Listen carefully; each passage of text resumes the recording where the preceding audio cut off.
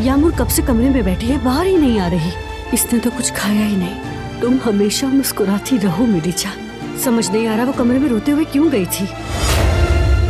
मैं जानती हूँ यामुर को क्या हुआ है। ध्यान रखना, आप वो तुम्हारे फोन से कॉल ना करे मुझे। आप यामुर की माँ से उसकी बात कैसे करवा सकती है? गुल कहाँ है? सुबह से ढूंढ रहा हूँ उसे मैं। वो बाहर गई है। Good morning. Good morning. कैसा है? अच्छा लग रहा है ना? यानी गुल ने पैसे उड़ाने शुरू भी कर दिए।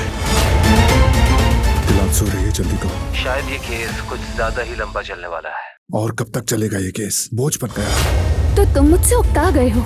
छुटकारा पाने की कितनी जल्दी हो रही है। दिलान, मुझे तुमसे कुछ बात करनी थी।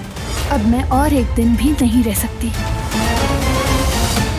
वो कहानियाँ अधूरी जो न हो सकेगी पूरी, उन्हें मैं भी क्यों सुनाऊं, उन्हें तुम भी क्यों